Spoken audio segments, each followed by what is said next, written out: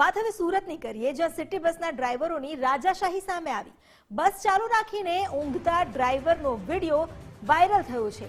બપોરના સમયે બસ ચાલુ રાખી ડ્રાઈવર ભાઈ તો આરામ ફરમાવે છે.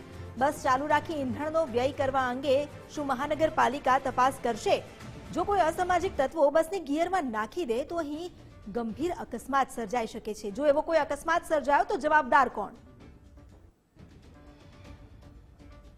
બસ ચાલુમાં રાખીને જ આ ડ્રાઈવર સાહેબ જે ઊંઘી રહ્યા હતા, આ કેટલી ગંભીર વાત કહી શકાય.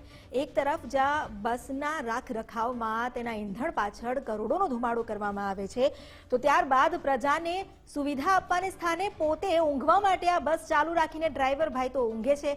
અહીં બસ ચાલુ રાખીને ઊંઘતા ડ્રાઈવરનો વિડીયો જે વાયરલ થયો છે, ત્યારબાદ સવાલો ઉઠી રહ્યા છે કે માત્ર ડ્રાઈવર જ ઊંઘે છે કે પછી પાલિકા પ્રશાસન પણ ઊંઘી રહ્યું છે? શા માટે તેઓને આ પ્રકારની ઘટનાઓ દેખાતી જ નથી? બસ ચાલુ રાખીને ઈંધણનો વ્યય કરતા આ ડ્રાઈવરની સામે શું કોઈ કાર્યવાહી થશે? કાર્યવાહી થાય ઉદાહરણ રૂપ તો દાખલો બેસે, પરંતુ આવી તો કેટલીય ઘટનાઓ બની છે.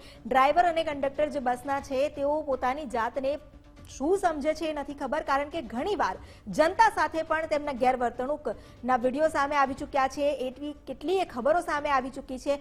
અત્યારે જાણે બસ તેમની માલિકીની હોય તે પ્રમાણે બસ ચાલુ રાખીને ઈંધણનો વ્યય કરી રહ્યા છે અને પોતે આરામ ફરમાવી રહ્યા છે. બપોરના સમયે તડકામાં બહાર તો નહીં, પરંતુ બસમાં જ આરામ કરી રહ્યા છે આ ડ્રાઈવર ભાઈ. અને બસ ચાલુ રાખીને ઈંધણનો જે વ્યય થયો તેનો જવાબ તો તેમની પાસે કોઈ માંગવાનું જ નથી એવું લાગે છે. આખરે પાલિકા પ્રશાસન ક્યારે જાગશે, ક્યારે તંત્ર આને લઈને કાર્યવાહી કરશે?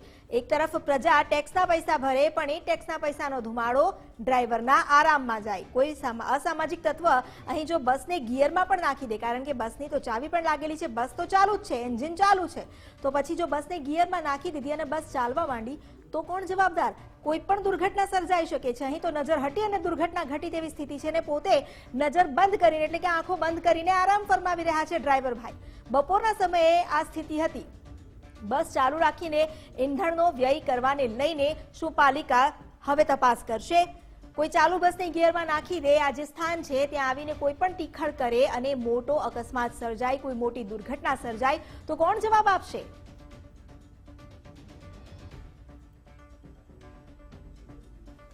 સુરતના સિટી બસના ડ્રાઈવરની આ રાજાશાહી તો જુઓ. ડ્રાઈવરની આંખો બંધ છે, લાગે છે પાલિકા પ્રશાસન પણ ઊંઘે છે. કારણ કે આ વિડીયો જો વાયરલ થયો છે તો શું પાલિકાના અધિકારીઓ સુધી નથી પહોંચ્યો? જવાબદાર અધિકારીઓને સુધી આ વિડીયો નથી પહોંચ્યો?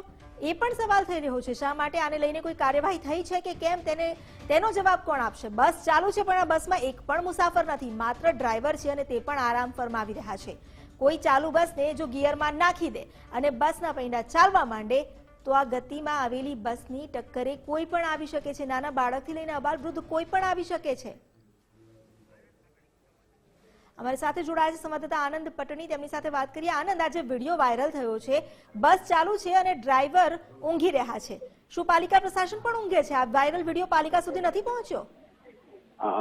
આમ જોવા જઈએ તો સુરત મહાનગરપાલિકા સંચાલિત જે સિટી બસ અને બીઆરટીએસ બસ છે એના જે ડ્રાઈવરો છે એ રાજાશાહી ભોગવી રહ્યા છે એવી ઘણી વખત વાતો કરવામાં આવે છે, પરંતુ એનું આ જે વિડીયો વાયરલ થયો છે એ જીવતું જાગતું ઉદાહરણ છે. કારણ કે આ વિડીયોની અંદર ડ્રાઈવર આરામ ફરમાવે છે ને બસ ચાલુ છે.